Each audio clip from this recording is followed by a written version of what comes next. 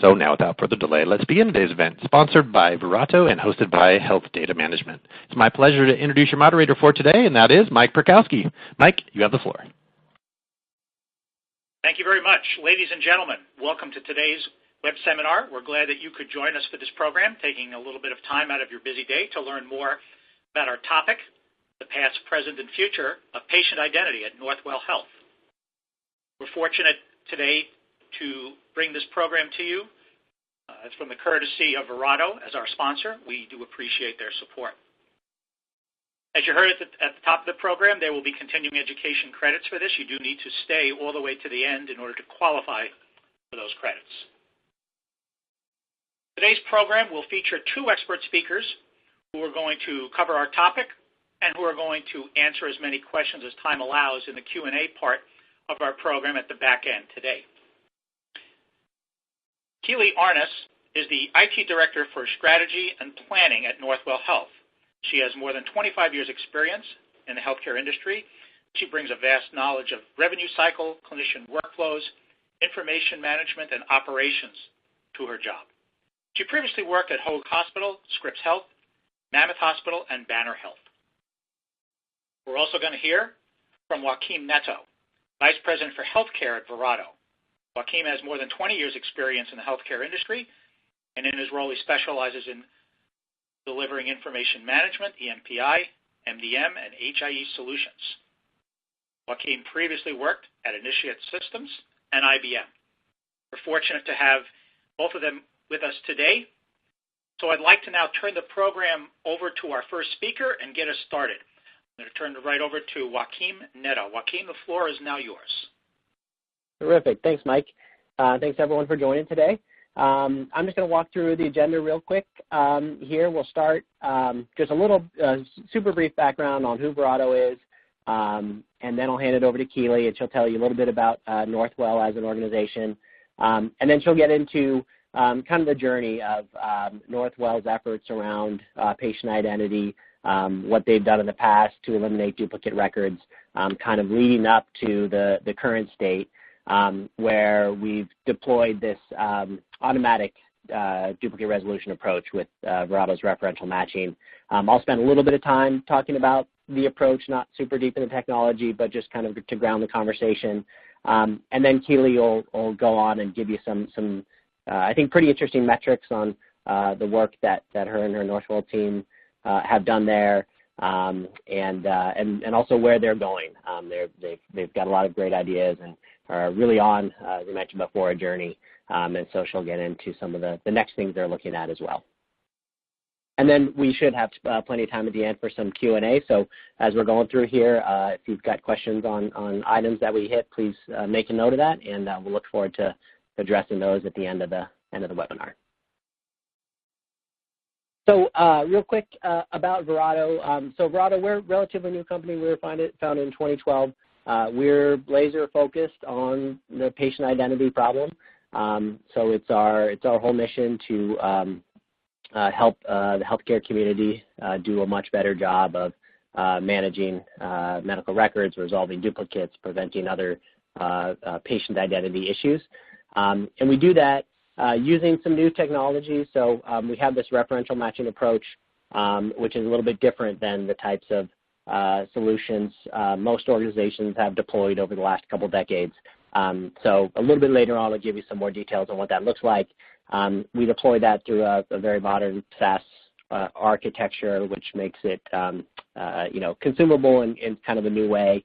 And then we expose that in just a couple different ways, which is another thing that's a little bit unique to our approach. We provide sort of traditional MPI services. We have a universal MPI product, we call it, that does what most of you probably think of when you think of patient identity, which is, hey, I need an MPI, and it does a cross-reference of medical record numbers across systems and prevents duplication. It does all of those things. But we also have this solution that we call AutoSteward, and that's really what we're going to be talking about mostly today, which sits alongside existing MPIs and matching technologies and kind of turbocharges them. And so we'll get into that today. We're lucky enough to work with, some leading healthcare providers, obviously like Northwell, other organizations that you see up here, We do a lot of work in other parts of the healthcare marketplace too, so with HIEs, with some payer organizations. Anyway, like I said, we're really excited to be here with Keely and talk about the work that Northwell has done. So with that, Keely, I'll hand it over to you for you're really the star of the show today. Yeah. Well, thank you, Joaquin, and also thank you for inviting me to tell Northwell's story today.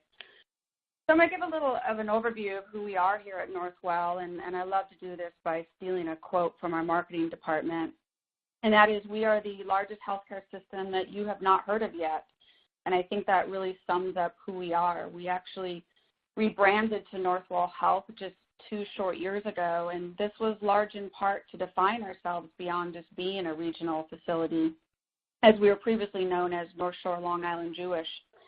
And now this really gives us a recognition on more of a national scale as we're growing beyond the metro New York area.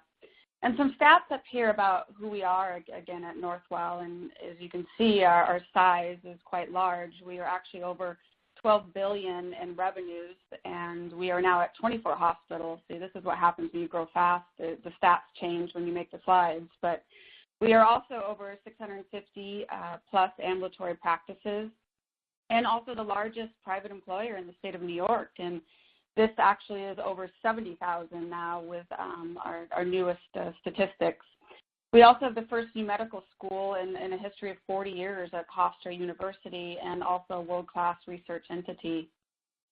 So as you can imagine, our massive size that has grown out of mergers and acquisitions really makes us very, very complex, and this creates a large challenge for patient identity with a multitude of disparate systems, all which need to be linked together by a central EMPI number to really have that accurate longitudinal record. So really, why is this a matter to me? And it's really hard to believe when Mike introduced me that I've worked in this industry for over 25 years. And as much as I love to joke around that I started at the age of 5, that really certainly isn't the truth. But nonetheless, in 25 years in healthcare, I've had the privilege to work in both IT and the revenue and cycle and finance areas. And why this is important is it's really given me a great perspective on the challenges from both an application and technical viewpoint to that of the impacts to collection and denials from a revenue perspective.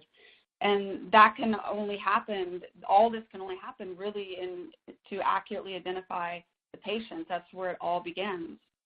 So at the core of everything we do in healthcare, and really in every role in healthcare, we are all focused on the same thing, and that's to deliver top-notch care. And this is really predicated on being able to properly identify the patient efficiently and effectively. Also, in electronic health records, this has to happen real time today, and either at scheduling or at a registration event. And for an entity as large as Northwell, this means linking all the patient's records from various locations and across all those disparate systems that I mentioned. Problem truly is universal to every healthcare entity, and something I think we all understand the importance of, and surely if you're joining this webinar, most likely suffer from the same challenges we have.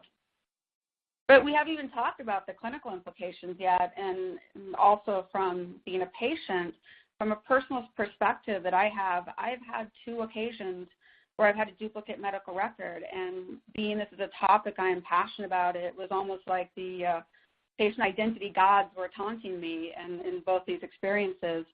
But really what this did is it made me even better at my job, because now I know firsthand how challenging it can be to resolve from the patient's perspective. And I know I'm fortunate on both of these 2 occurrences ultimately never ended up in impacts to my clinical care, but still took a lot of time to resolve these issues. They both ended up with denied claims. And again, I'm lucky in that regard that there was no clinical impact. But one instance, it took about 6 months to resolve, to clear up 2 denied claims from tests that were deemed medically unnecessary. And even though I worked in that organization and knew which phone to pick up and who to call, it still was very frustrating. So I can't even imagine how it would be from a patient's perspective, and we know that this happens every day and impacts our patients. So really, all in all, this is too important in being able to deliver the quality care that we strive for, and that is undeniably what is needed to also support the financial well-being of the organization. So we have to get it right. So really, I'm going to tell our story. This was a 2-year journey, but before I go to the next slide, I just want to take a quick moment and really recognize the teams that did the work, the teams of the brain trust that came together to come up with the solution. And it's certainly, by all means, my privilege to tell the story for Northwell, but the credit belongs to the teams. And under the leadership, I'd like to recognize Rebecca Way as the director of our EMPI team, John Barrett also as the senior manager in IT and overseeing the support of our EMPI solutions, and also our HIE, our Health Information Exchange, under the leadership of Jim Hyman. And I certainly can never forget John Basowski, our patient identity architect extraordinaire, if I was to give him a title. But all the work has been done by those teams and really do deserve the credit. So where did our journey begin 2 years ago? Well, it was staggering. We had over 200,000 potential duplicates on the work queue. And not only was that the issue, we were creating 700 potential duplicates a day that hit that queue. And the workforce was in a situation where they could resolve just a little over 200 a day. So I remember when I got the opportunity to meet Rebecca and her team and use the analogy of, we are operating on a treadmill underwater. We're taking on water. They're extending the snorkel, but we're not going to make it. We're not going to get out of this. And one of the great things at Northwell is we have a centralized team dedicated to all things related to managing the EMPI and resolving duplicates. But this is also the problem. When you have a dedicated team, the mentality can shift to, well, the EMPI team will clean it up. And in situations where registration staff doesn't know how to properly search or perhaps is overwhelmed by too many patients to choose from, the default is always to hit create new record. And when this happens, we have no ability today to stop that. And once that new record is created, even if all the data elements match another record, it still ends up on the queue and still has to be manually resolved and linked. So this creates a situation where you just can't keep up. So really, where did we begin? First of all, our journey, there is no silver bullet here. This is very multifaceted. And our organization at the time was in the process of implementing InterSystems health shares products for our HIE. And to manage those identities in the HIE population, they use HealthShare's Patient Index, which we call HSPI. And HSPI uses probabilistic and deterministic logic to match and link records. And after a long, year-long enterprise implementation across our healthcare system, we were able to reduce the potential duplicates that hit the queue by 50%. This is a real huge win for the organization. But, however, the numbers still show the team will not be able to get ahead of working 200-plus tasks a day and not even starting to look at the backlog. So I truly believe that sometimes capacity is a horrible measure of throughput, and I like to use the analogy of a freeway. And we know that a freeway can operate at a 0 or 100% capacity. But when the freeway's capacity gets to about 65%, it starts to slow down. And if you drive in New York, you completely understand that. And when it reaches 100% capacity, it stops altogether. This also is seen when we're trying to manage our work in progress and something that we were suffering from, and when the backlog far exceeds the capacity. So this is the situation that we were in even after implementing HSPI. So what did we do next? Before we could even tackle the capacity, we needed to resolve the backlog. It was a huge effort, and we needed a partner, and we needed a one-time cleanup. But it was hard to sell. This was going to be a year-long effort, a multi-million-dollar investment, and we certainly needed to make sure that we could prove to our stakeholders and executives that even after we could get to the backlog, that we could also simultaneously clean up our processes and increase our capacity, or we'd be doing this every 2 years and reinvesting into a cleanup. So we partnered with Just Associates to augment our staff and to help reduce this backlog.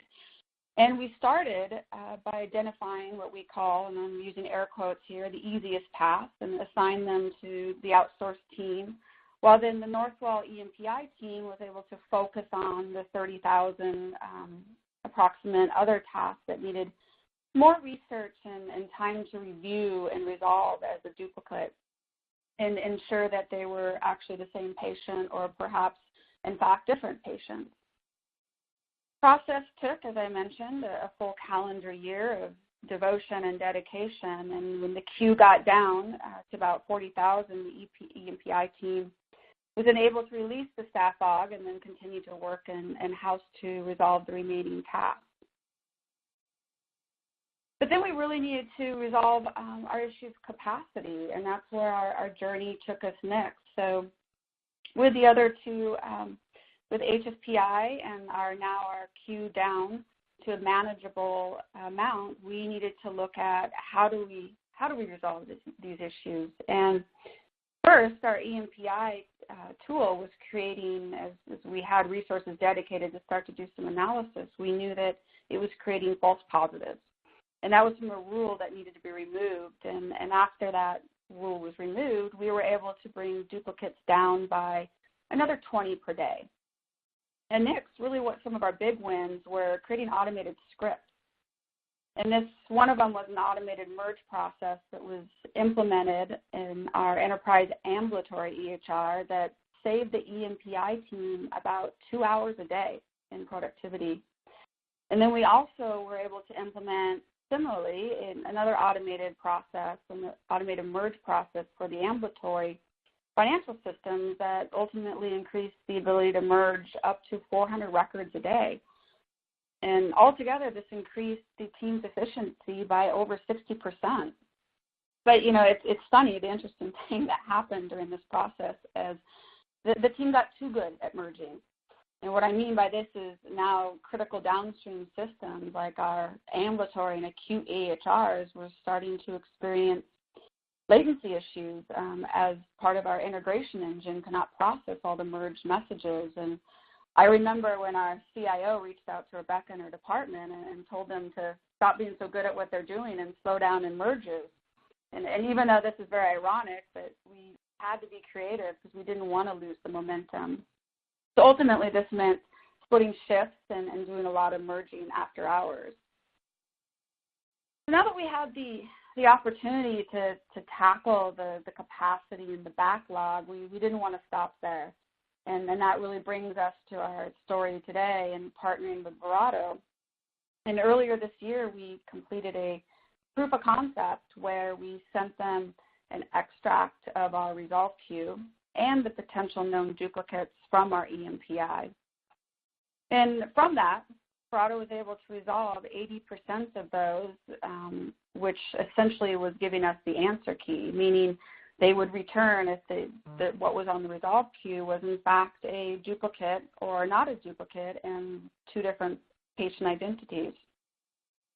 One of the surprising things is we also sent Verato a list of potential duplicates our EMPI team was unable to resolve after research. And this was the surprising metric was that Verato was able to return back a resolution of 47%. And this was leveraging their referential data set. We were ultimately, we could see the value that Verato could bring to our EMPI team. So after that, we decided to implement Verato's auto-steward solution, and I know Joaquin is going to speak more in detail to the technology, but really what this meant for Northwell is we send our resolve queue, those 300 potential duplicates that still hit that queue, and the ones that need resolution. And then Verato, via a real-time API, will send back what we call, or I mentioned, the answer key. Then the EMPI team can use this report to assist them in resolving the task. And so we've been using AutoSteward since about roughly June of this year, and are very happy with the performance and lift to the productivity we've seen to date. And that really is a summary of Northwell and briefly at a very high level our journey to our current state. And with that, I would like to hand it over to Joaquin to speak to the technology of Verato. So Joaquin, I'm handing it over to you. Great, thanks, Keely. Yeah, I love that. I love the description of the whole journey you guys went through there. And before I get into the sort of how some of the technology works and how we got to that 47% resolution on the the ones that had been researched but couldn't reach a conclusion by the HIM staff, which is pretty interesting. Yeah, just a sort of ad hoc editorial. Once as we started working with Keely and the Northwell team, it really was, I was going to say refreshing or to see this sort of whole patient identity discipline, or acknowledgement that you guys were going to be on a journey, right? That there wasn't going to be one silver bullet answer necessarily. That you had lots of different ideas of how to attack the problem. Some of it could be done centrally. Some of it had that participation from across the organization. And so it was, it's a pleasure to kind of come into that environment where there's such a focus on solving the problem. So as we came into that, it's that environment is like kind of consistent with our approach to how we're trying to deploy the technology that we've innovated here. So I'll describe this referential matching idea here over a couple slides. But the point I wanted to make now is that the way we went about building this thing, in the cloud as a software as a service solution, it sort of acknowledges the complexity of the environments for our customers. So, Keely gave you a window into some of the technologies in the Northwell environment. I can attest that there's lots of other systems and EHRs and integration components that are there if you look at a full sort of architecture of what's happening. And so we kind of recognize that every healthcare organization has different sets of components in place and different architectures, and is at a different point along this journey of improving patient identity. And so we're really trying to roll out solutions that can be plugged in kind of no matter where you are along that journey. And also components that you can plug in through, cloud services that will work alongside whatever it is you have today. The idea of kind of ripping and replacing components is too big to take on, and so we're trying to find ways to deploy this technology we have, in sort of as lightweight and simple way as possible.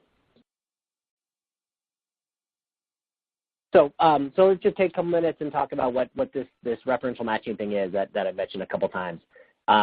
So the idea is that, and maybe I'll start with kind of how we approach it and then come back to the sort of the context and the background of why it's important to do. Essentially what we do is we have this reference database of identities that we've built up. So we obtain data from third-party sources such as credit header information, utility record type information, things that have demographics on consumers. So the exact same pieces of information that live inside of your EHR or your EMPI that you use to identify the person. So, it's not transactional information. It's not credit scores or anything like that. It's the name and the address and the date of birth and the things that you use to identify them from an HIM perspective. And so we get this data and we get it on the whole U.S. adult population. We curate that, and we've created this reference data asset that is very rich in the information that it has inside of it.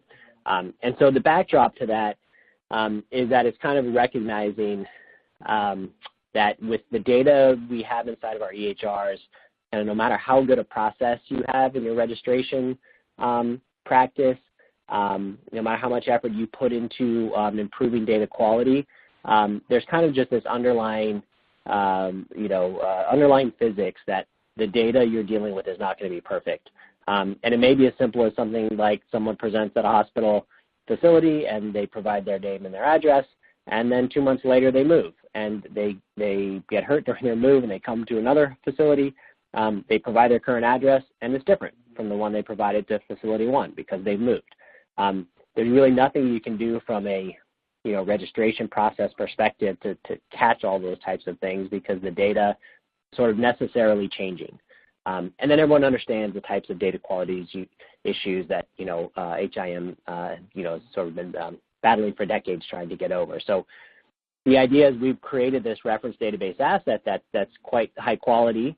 And by using this information, we can kind of close some of the gaps in the data that exist inside of an individual EHR.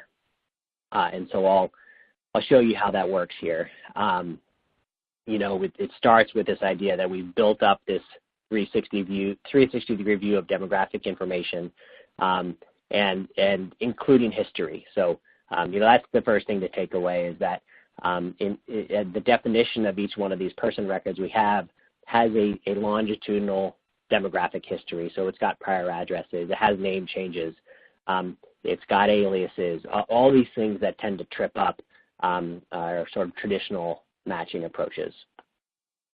And so the way to think about it is if you look at how a kind of a normal deterministic or probabilistic MPI works, you might have 2 records from 2 different facilities, facility A and B, and when you try to match them, you're basically, lining up the records against each other, and you're comparing them, and, each of the little balls on these Tinker Toys represents a different attribute, a name or a date of birth or an address.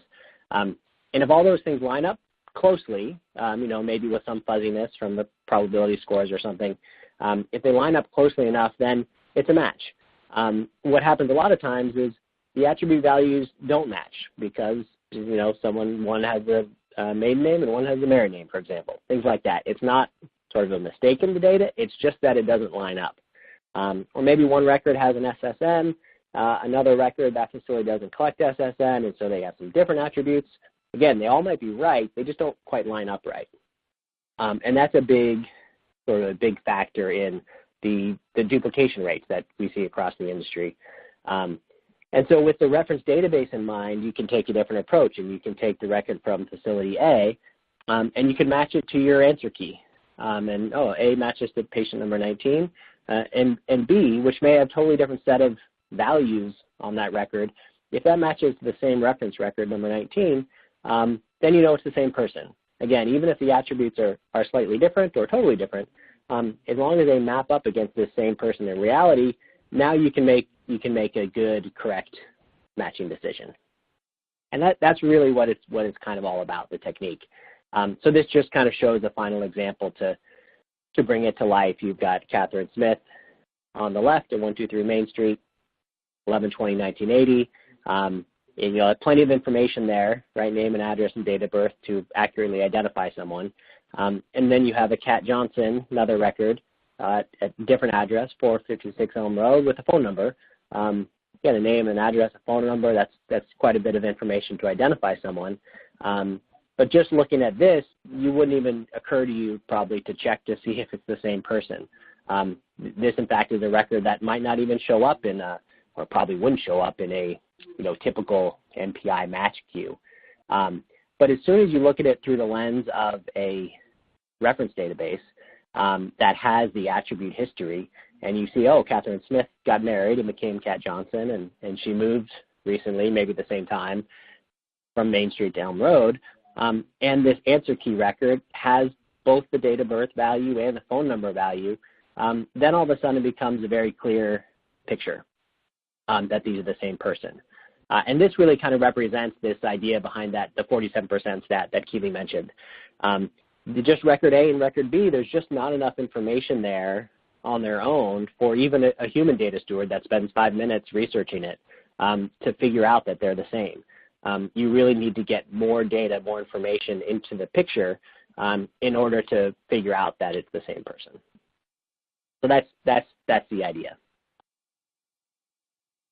so as I mentioned before, I wasn't going to get into super technical details about the solutions, but we designed these things to be very easy to implement, plug into the environment. And this, Northwell's deployment, nothing had to go away. This just layered in on top of these investments that they've made over the last few years. Given that it's cloud service, right, things like security are paramount to us, so we have every certification we can imagine, high trust, SOC 2 Type 1, Type 2, PCI, and numerous certifications. And then of course we get the benefits of being a modern architecture, like I said, just built 5 or 6 years ago, built on very modern technology from the ground up in the cloud, modern data storage technologies, and all very scalable. So there's sort of a lot of benefits actually that you get, and we see our customers excited about taking advantage of. Just kind of the mere infrastructure aspects of it are useful too. So then the last thing, as I kind of teed up earlier on, we expose this referential matching idea in two ways. On the right, the traditional EMPI approach. So, we have a number of customers that have deployed us as the enterprise-wide EMPI, within an organization or across organizations. And, because of the SaaS nature, it can be deployed very quickly. Since we use this whole data approach, it's sort of this data-driven approach, there's a lot less of the sort of manipulation that you have to do with matching technology. So traditional MPIs, folks often go through lots of tuning exercises and configuring rules and algorithms, and most of the time for the better, but sometimes that can get you into trouble. Because our solution relies so much on the data, you don't have to do as much on that kind of tweaking and so forth, and so you can deploy much more quickly is kind of the long and the short of it.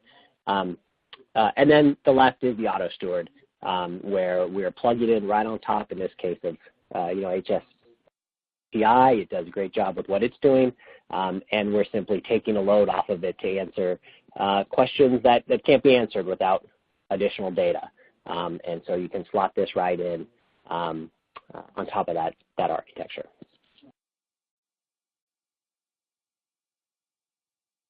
All right, so Keely, back to you to talk about where you guys ended up and where you're going. Thank you, Joaquin. So as we covered earlier, the EMPI team was able to get through the backlog and increase efficiencies and reduce the amount of duplicates coming in per day. They were able to really turn a corner and begin to work on same-day tasks. And that allows them also to deploy resources in areas that they had been falling behind in before. And really one in particular that sticks out is our patient portal. So the EMPI team is ultimately responsible for linking those patient requests to their records and confirming also proxy requests and authorized individuals to those accounts. And this was an area that was behind, and a patient request could take weeks, if not longer. And this was a really broken experience for the patients. We encourage them to go download and sign up for the portal, but then to have to wait weeks to be linked to their records was an issue. And this was an example of one area we were able to then shift our focus and really look at those efficiencies.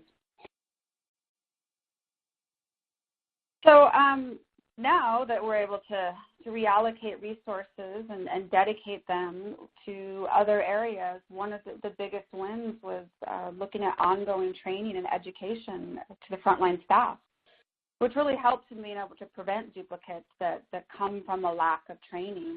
And we see that all the time, especially in turnover.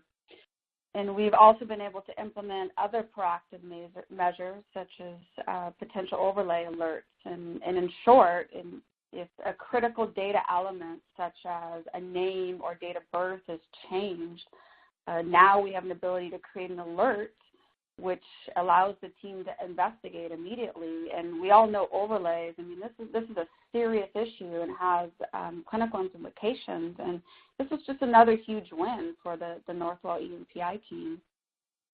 The team also was able to dedicate staff to same-day merges. This was an incredible effort. And being able to focus on these duplicates that were actually being created during the scheduling process in more of a real-time fashion. And really what this meant is if a duplicate was created during scheduling, there is a higher likelihood now that it could be even resolved before the patient even arrives. And for the physician practice, this means they don't have to scramble when the patient shows up and contact the EMPI department to merge the records so the clinician can see the entire clinical view while the patient was waiting. Or this also helps with the ability of missed opportunities because the clinical history just wasn't there. So that really brings us to our current landscape, and with just under 300 potential duplicates hitting the resolve queue a day, that requires some amount of manual intervention, and now our capacity is over 350. And this allows us to take on new projects and to really start to shift in the way we think. Instead of being constantly in a reactive mode, we are able to think in a proactive approach and look at technology and solutions and really start to step back and look at the way we think about identity. And so that really brings us to kind of the future state and what's next for Northwell. And in summary, when we talk about the future, it's really, again, talking about how do we look at preventing. We have gotten so good at cleaning up duplicates, but we really don't want to stop there. We don't want to get complacent in this environment. We want to be in a place where they don't happen at all. A little bit of a utopia, but we do have some thoughts and some technologies in place to get us to that state. And first of all, we're really excited to bring in biometrics, and we actually went live with Right Patient last Thursday, very new, hot off the press, and this was right now a proof of concept in designated pilot practices.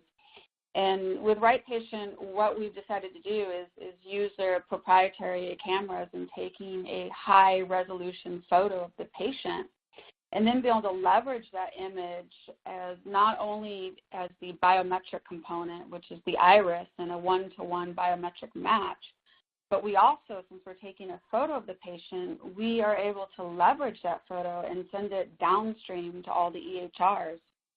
And that's really why we chose this technology, is it's portable, and we didn't want something that was essentially tethered at the registration area. We wanted to be able to drive it into the digital patient workflow.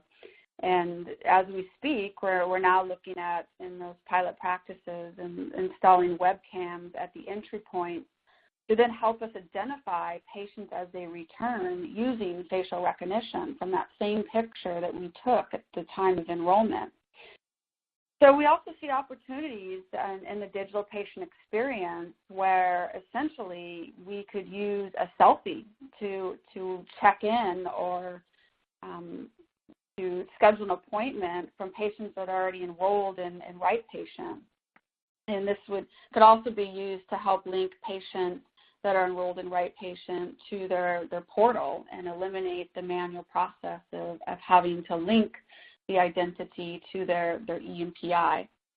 And so we're really excited about all these opportunities that this can open up for Northwell, along with all the other inherent benefits, such as decreasing duplicates that are created and reducing fraud and hopefully speeding up the check-in process. Once we anticipate once that a patient is enrolled in Right Patient, whether through facial recognition or checking in at the front desk by taking a picture, that we can speed up that process.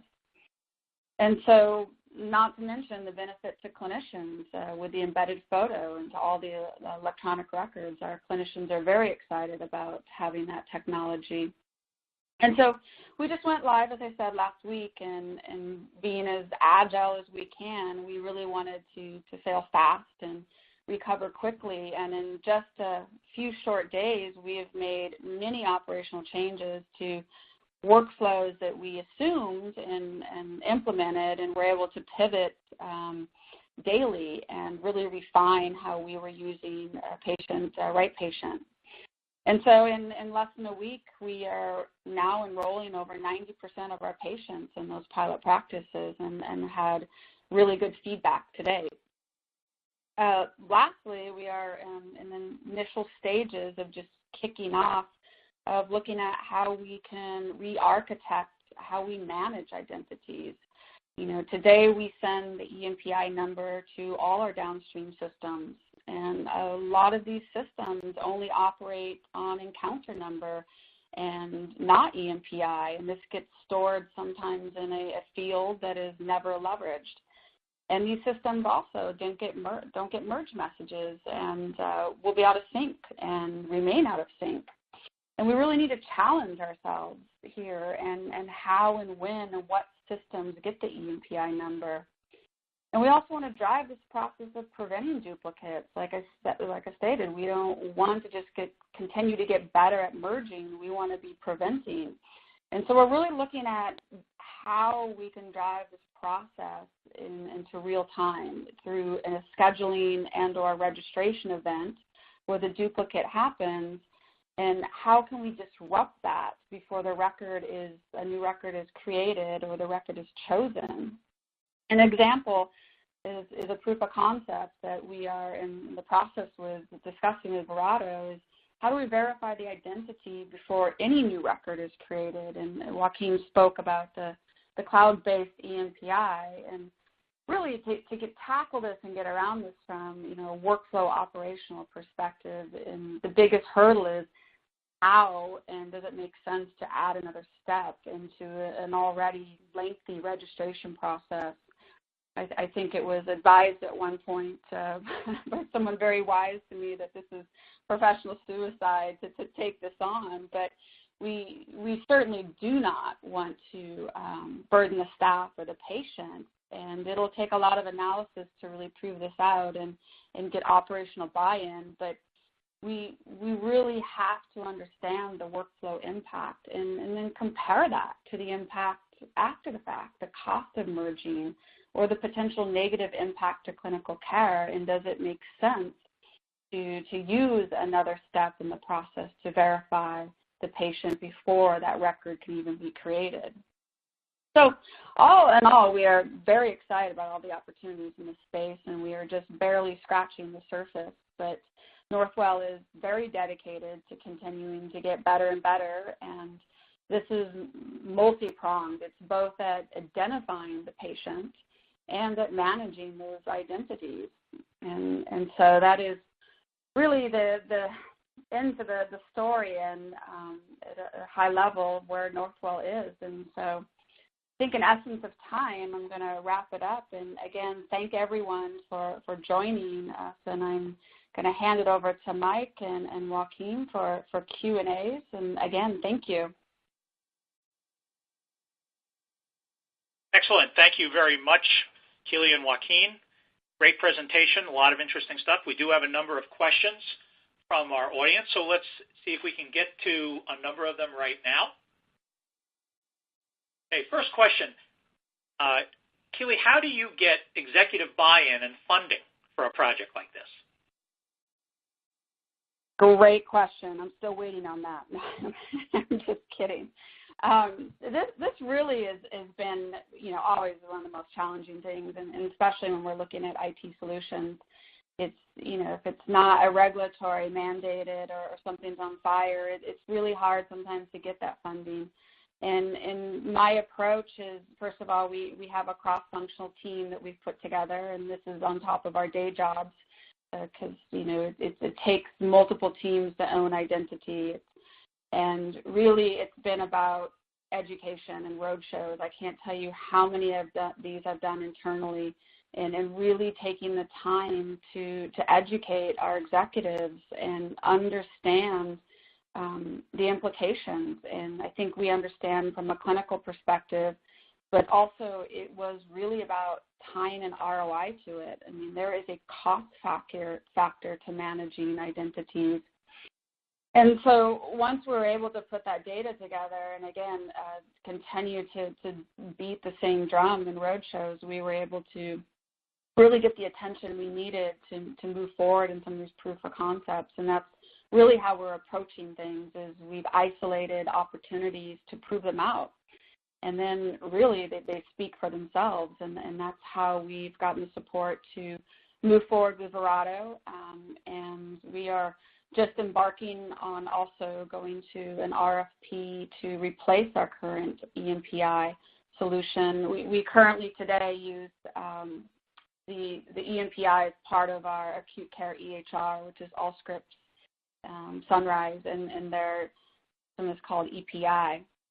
And so we're in the process of looking at what could be the solution to take us to the next level. And so this is really, we've gotten the support by doing the education and showing the return on investment. And so I just cannot underestimate any opportunity to speak about this and as much as you possibly can. Great. At your next to last slide, Kayla, you were talking about using biometrics at registration. So this next question is very relevant. Our audience member wants to know, how important is the biometrics component to this function? I work for a reference laboratory that never sees a patient in person. Yeah, that's a challenging one. So, and Joaquin, you can jump in too, but, part of the reason we chose Right Patient, I think I spoke to this, is they're really agnostic to the biometric technology. It could be palm vein, it could be facial. They use several different solutions, and we chose the iris recognition for the one-to-one match, but we also did it with the intent to use facial recognition. And that is the great thing about taking the photo, is we can use it for both regards. But that also requires enrollment, and that enrollment today takes place in person. So that is something I don't have an exact answer for you on, as far as, they don't see the patients and how you would tackle that. But I think as we use in this industry, and healthcare, unfortunately, is usually a little bit behind in technology deployment, but I think we're going to see a lot of movement in the facial recognition space. So that's the best I can do to answer that question. Yeah, and Keely, I just might add, I agree with all of that for sure. I think we our Verato's perspective is that, there isn't a silver bullet, right? Biometrics are going to be, they are really going to help the process as they get adopted, not just from an accuracy perspective, but as you were talking about, Keely, once as workflows can be optimized to take advantage of that, then that also should streamline things and, maybe improve the speed of, check-in and things like that. But there are always going to be data sources and data sets that are not, where the patient's not present, right in front of the screen, like the reference lab. There's, gobs and gobs of historical records that are out there that need to be incorporated into, the records. Even if you implement biometrics today, you need to connect that patient's current information with the historical information you have on them. And so there's just always going to be a need to combine that with, with other ways to connect the data. And so we're really excited to be, again, working with the Northwell in particular, who's deploying biometric solutions, and, figuring out how we can really tightly integrate the Verato MPIs with the biometric solutions.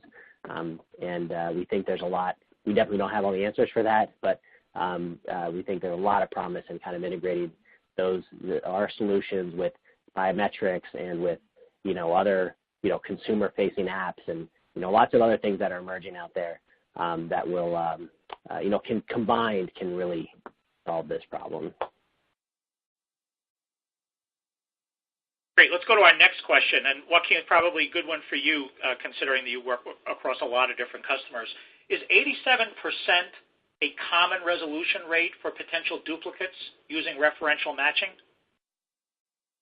Yeah, that's a great question. So we have we've done a lot of benchmarking across the different EHRs and different MPIs. We've implemented this auto steward, right, solution that's solving the queue of potential duplicates and really acting as the accelerator for HIM staff. we've done this across a number of different MPIs, sort of the gold standard MPI, that you find in the marketplace, and then the EHRs that have capabilities built in.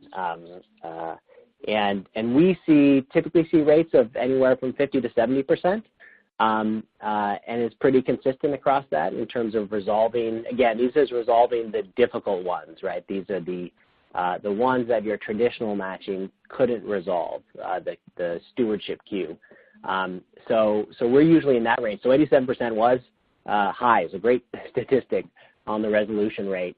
And part of the reason for that is that, again, the approach that Keely and her team have taken to this has sort of evolved over time, and they were able to create, this was really a proof of concept exercise, and so they were able to identify the types of matches that they really wanted to understand how well, the referential matching technology would help. And so they were able to identify a set that they were particularly concerned about and run the test on that. And that's why the number is a little bit higher than we see if you just kind of throw the entire pool up against the auto steward service. Then we end up usually in the range of 50 to 70%. Great. Let's go to Keely with the next one. Our audience member wants to know, what registration system or systems are you using? Very good question. So we do have an enterprise solution across our physician practices, and we use Sorian, Cerner Sorian. And one of the things about Sorian that's good but also challenging is it is a producer and a consumer of our EMPI number. And so we are just starting to we're just turning the corner to implement Sorian across our hospitals. Today we have a variety of registration systems in our hospitals, several instances and versions of Envision from Meditech, you name it. So we are looking at putting in Sorian across those hospitals and having one single point of entry for registration and scheduling. Great. We have time for one more question, so I'm going to send this one over to Joaquin. Our audience member wants to know, how long does the Verato implementation take? Sure. Yeah, and Keith, actually, maybe I can provide some generalizations, give you an idea of how it's varied across the pool of our customers. Keely, do you want to take a first crack, Keely, at just sort of describing what the cycle was that you guys went through? For implementation of AutoSteward? Yeah. Yeah, so really it was, once we got through, I mean, you have to understand too, Northwell is a very large organization. So once we got through the most challenging pieces of security reviews and preparing really for the technology, which really challenged us in some ways, just being that it was net new. But it wasn't really the technical feasibility. It was just a process that we had to educate staff and IT to be prepared for. But it was really simplistically, building the APIs and accurately and taking the time to test. And so the actual deployment was very quickly in that regard. I think it was in a couple weeks once we got the team together, and testing went very quickly. And then really it was using real-time data and having Rebecca give feedback into the report that was being submitted and making some tweaks and making sure that it was had good usability for her and her workflow. So all in all, it was probably one of the easiest implementations and that we've seen today. Yeah, thanks, Keely. Thanks for providing that sort of first-hand assessment. I know it's useful. You can't discount the right steps it takes to just get these types of projects going. Like you said, security reviews, just getting mobilization of different project teams and everything like that. And so, that's probably the thing that we see that varies the most across the organizations. Once the project is going and we start and we provide the training on how to access the services, then within a couple weeks, as Keely mentioned, within a couple weeks, most clients can be getting responses, and then some have been able to actually implement and go into production, in as little as 6 weeks even. But again, a lot of that does depend on the organization and having obtained buy-in ahead of time, and some of those sort of the non-technical aspects of the implementation around something as important as patient identity. Okay, very good. That does conclude our program for today. For those of you who submitted questions that we did not have time to get to, the folks from Verato and Northwell will get back to you as soon as possible after this event. I want to thank our presenters, Haley Arness and Joaquim Neto, for their presentation and for answering your questions today. I want to take a moment again to thank Verato for sponsoring this program. We really do appreciate their support.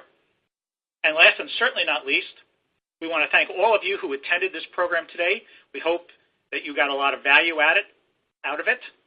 We're pleased that you could take a little bit of time out of your busy days to learn more about this topic. And we certainly hope that you will attend a future web seminar brought to you by Health Data Management and its sponsors. So on behalf of our host, our sponsor, and our presenters, thank you all, ladies and gentlemen, for joining us. Have a great day, everybody.